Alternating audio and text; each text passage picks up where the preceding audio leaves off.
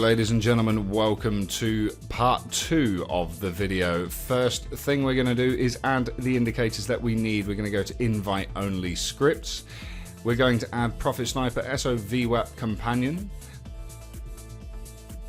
and then we're going to add Profit Sniper X. Then we're going to search for VPVR, which stands for Volume Profile Visible Range. We're going to add that as well.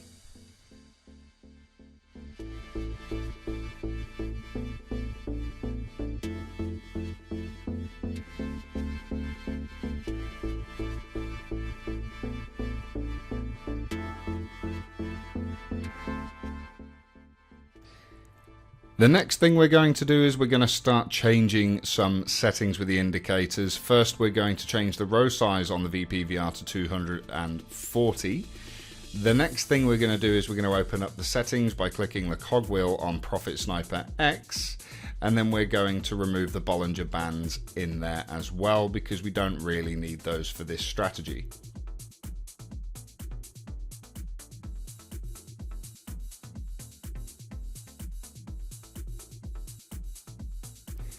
Once we've done that, we're going to go ahead and change the ribbon length under inputs for Profit Sniper X. Find the setting that works for you. Everybody's different.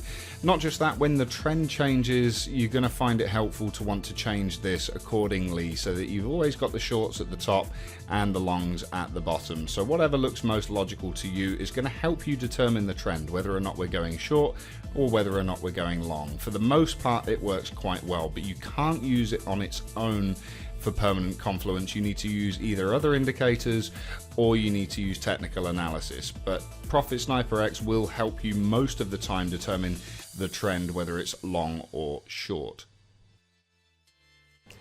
The next thing that we're going to do is we're going to open up the settings for the VWAP companion, which is volume weighted average price, and we're going to change time frame free from 1 week to 7D.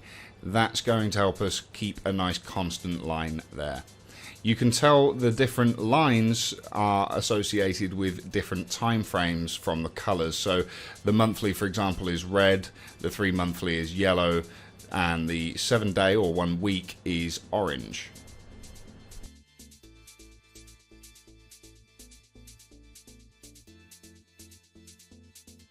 The first thing that we're going to take a look at is the VPVR, and notice the red line in the middle corresponds with that huge spike in information there. That basically tells us that the average traded price has been around this mark, and more often than not the price will return to this area. I crossed out the long there because at this point it looks like it will probably return to our line here, and because we're in a bit of chop, the flags for Profit Sniper X can't be fully relied upon.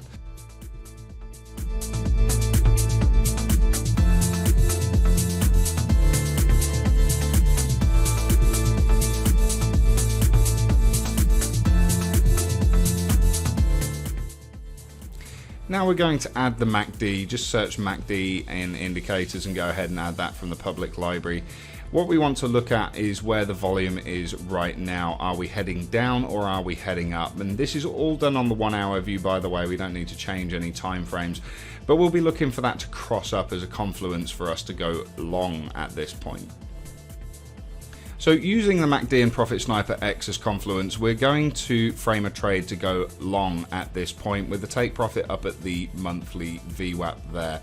So what we're going to do is we're going to get our long drawing tool and we are going to frame a long according to the R2 strategy. So we're going to have our entry price on this line here. Now we're going to move the box here to frame an R2 trade with a take profit up at the monthly VWAP, and then we're going to place our stop loss down here below the last wicks so that we're not going to get stopped out too early.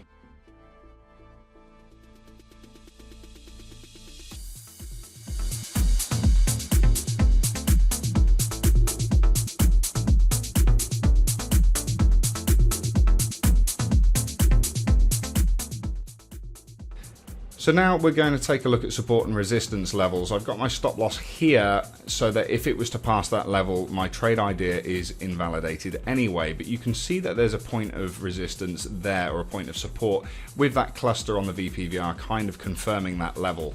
So if we were to drop below that point during this trade, you may want to consider closing your trade if we close below that point, rather than letting it sit all the way down to your stop loss.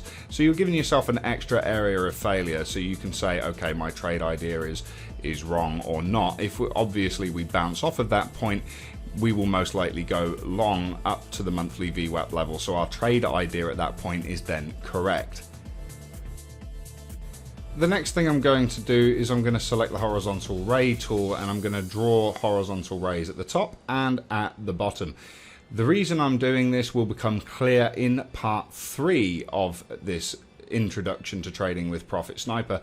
The green one is going to be our take profit, the red one is going to be our stop loss. On that, we will be able to set webhook alerts to close the trade once either condition is met.